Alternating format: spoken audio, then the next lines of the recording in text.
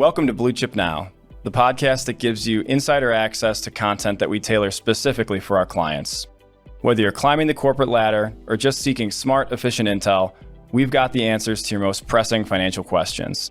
Join us as we break down the markets, debunk the headlines, and keep you ahead of the curve. Let's dive in. Welcome back to another episode of Blue Chip Now. You have Dusina, Matt Mondoux, and Dan Seder. So, looking at markets heading into year-end here, large cap technology stocks have been the clear driver.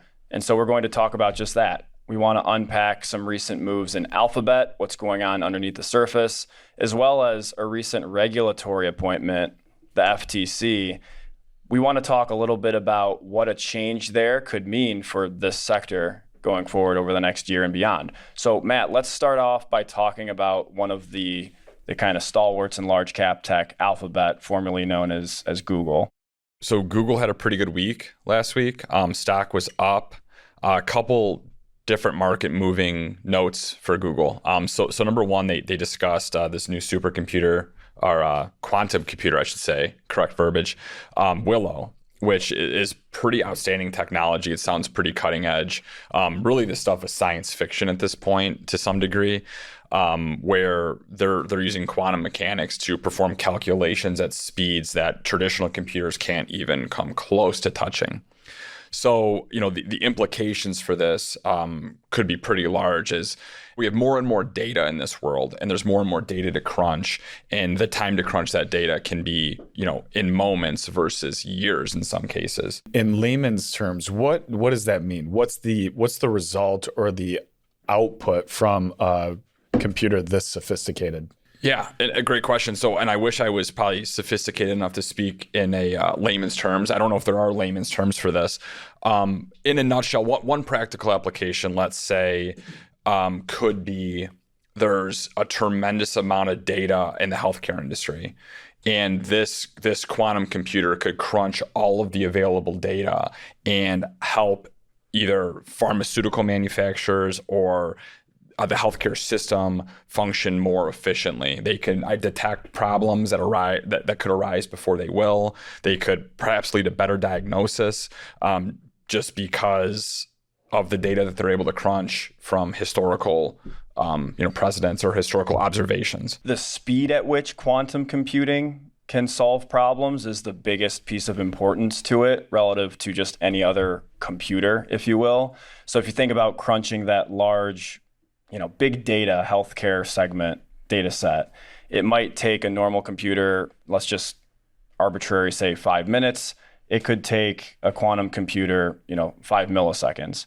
And the other thing I kind of think about is how do we think about quantum computing? We've heard so much about artificial intelligence over the last 3 years or so. How does this relate? And I'm going to look to our operations manager, who is more well-versed in this stuff than either of us, to cut this if it's not right. But shout out to Anton. Right. So artificial intelligence, it's, as the name would suggest, it's intelligence. It's it can be a brain of an operation. I kind of view something like quantum computing as, again, the hands and the feet, more sophisticated hands and feet to actually act on the intelligence that this brain is providing. So you can kind of see these two things going hand in hand. It's not like quantum computing is the new AI. That's probably a headline you've seen at some point over the last week if you've been watching some of these stocks.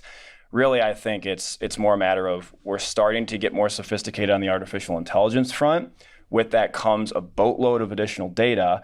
In order to act on it appropriately, I think that's why you've seen so much optimism around the quantum computing stuff. Yeah. And the one issue, or the issue that Willow is potentially solved, and Willow, again, is the Google's quantum computer, is the accuracy issue. So the more, or quantum computer inherently has just higher error rates than traditional computing. So that's kind of one of the flaws in the system, if you will. And Willow and Google has proven out that they could reduce those errors.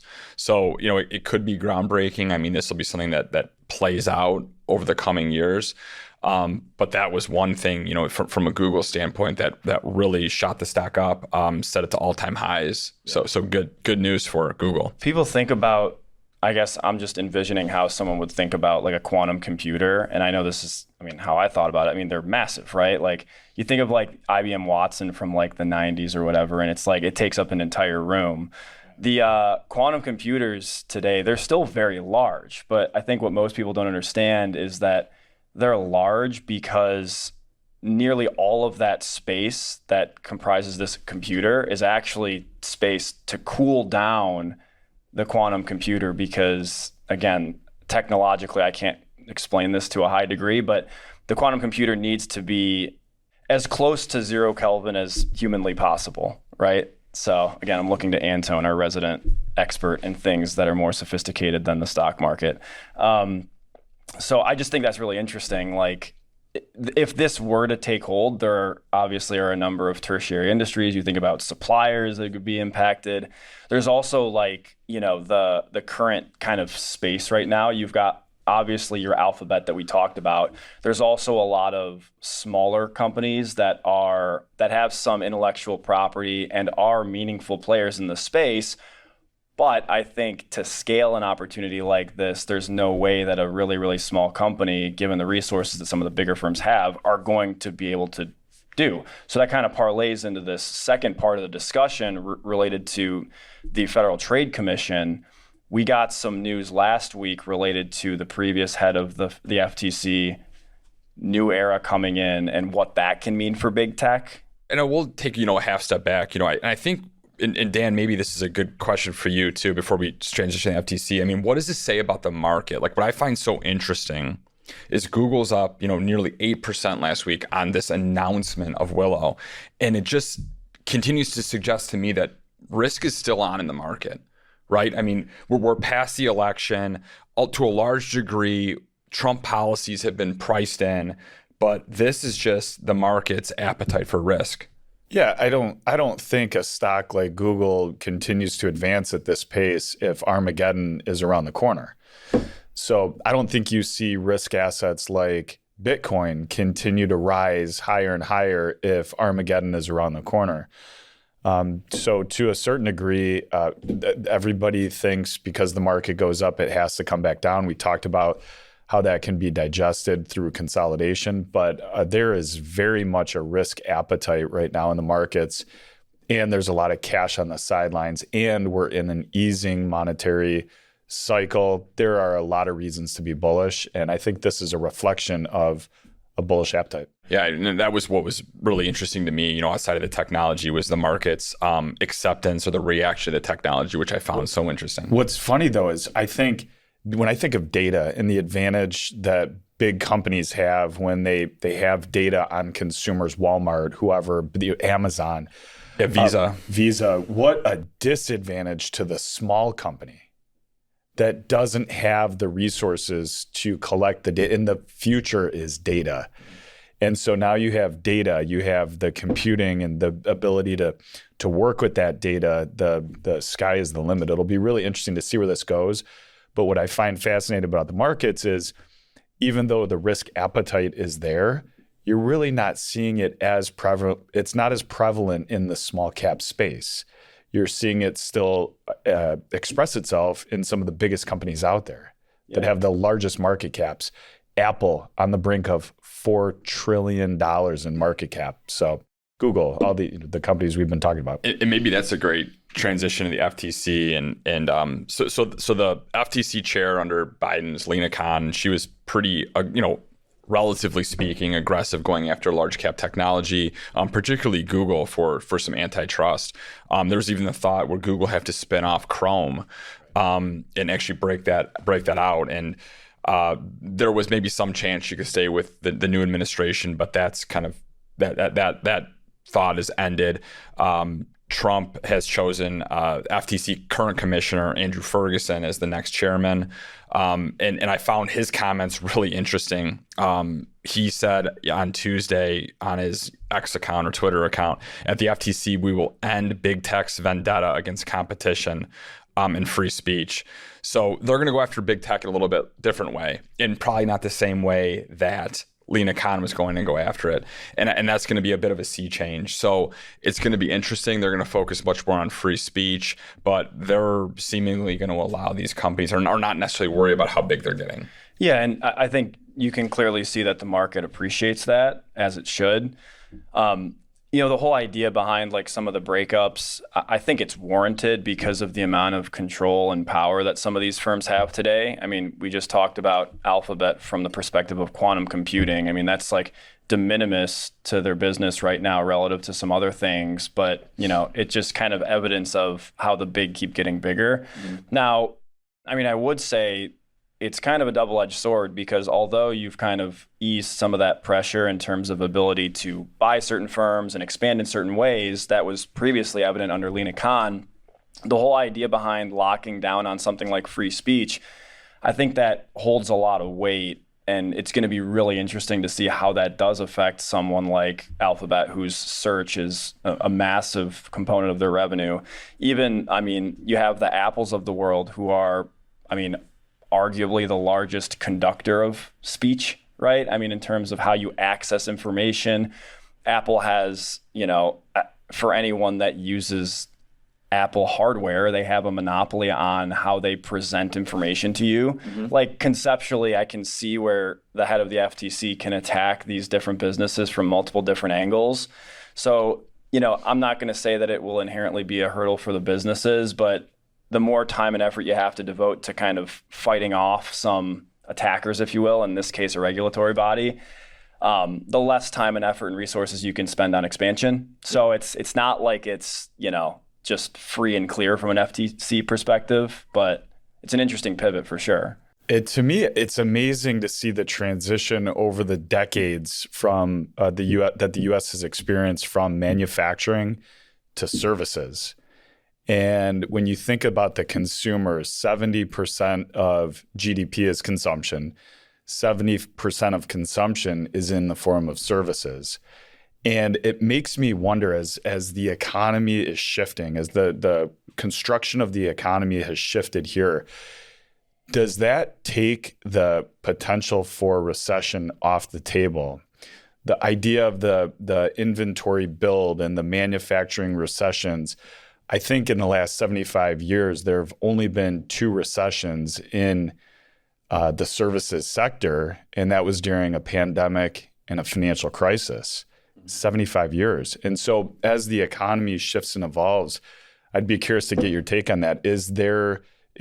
Are we taking the idea of a recession off the table as we shift to more and more and more services? I think it's really technology driven. And the reason I say that is traditionally you'd have like manufacturing inventory recessions every 4 years. You would eventually build too much inventory. It would sit on shelves. You wouldn't sell it. You'd have to discount it. You lay people off because you didn't need to create any more inventory.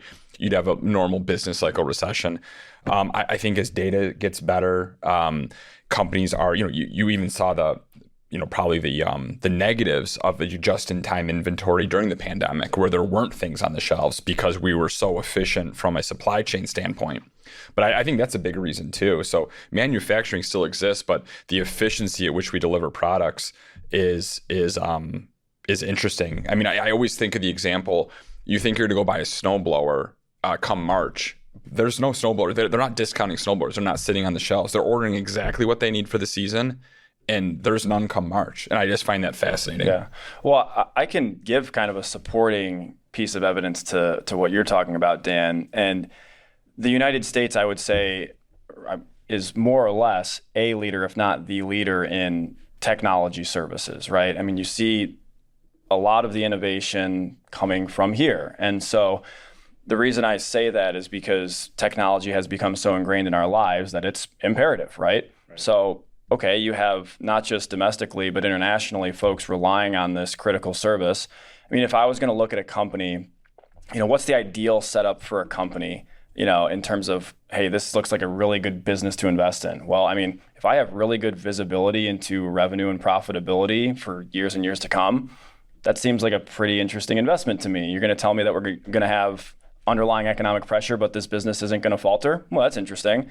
Well, how about you extrapolate that to the U.S. economy? If it's primarily service driven, if the bulk of those services let's just say hypothetically, if they were critical services, whether it's, I don't know, in the software realm or elsewhere, I mean, that'd be a very resilient economy. Obviously, there is other stuff underneath the surface. You have, I don't know, medical premiums and auto insurance and things like that are part of services and consumption. But just illustrating the argument that the more that your economy is tied to critical things that consumers cannot forego, the more resilient your economy should be. Yeah, and it's really not unprecedented. Other countries that, as we're talking, Australia hasn't had a recession since the early 90s. So this isn't, some anomaly. This can happen, and particularly as we switch to probably more service-based economies globally, it's going to be something that you're going to see. Yeah. And I mean, like even in the Australia example, that's like they are dominant in a realm, and that realm is a critical good, not a service, right? Mm-hmm. Commodities, but the same kind of underlying principle can apply, right? I mean, the world doesn't go round without the resources that country produces at scale. Right. So maybe it's a lofty argument, but I still think illustrating that, smoothing out the kind of peaks and troughs of the usual economic experience, at least as we've known it since the Industrial Revolution, I think that's a pretty interesting thought to consider. Yeah, and I should note too, that was Australia's last recession outside of a COVID recession. So yeah. I mean, I think the whole globe felt that. When I go back to the concept that the market climbs a wall of worry, we've had one slim recession over the last 15 years. How many recession calls have we had over the last 15 years? Yeah. Hundreds? Yeah. I don't know. I mean, dozens, hundreds. Yeah. So when you think about the last 15 years in that slim segment of time that we were actually in a recession, how many recession calls? Tons. And we're going to continue to get those because it's sexier, I think, to be a doomsdayer. And you're catching the attention. Everybody likes to look at something that scares them to a certain degree, the car accident. Right. Yeah. What headline's better? The economy will be fine next year, or the economy is going to contract 10%. What are you going to click on? Yeah. Well, thank you all for joining us, not just on this episode, but throughout all of 2024. I think this will be our last official Blue Chip Now kind of standard podcast episode. So we always appreciate you guys tuning in, appreciate your support. We're always looking for feedback, so feel free to shoot out an email to anyone on the Blue Chip Partners team or provide a comment on one of our YouTube videos, Blue Chip FM. You can find us on YouTube. With all that said, thanks again for tuning in, and we look forward to continuing on this journey with you all next year. Go Lions. Go Lions. Go Lions.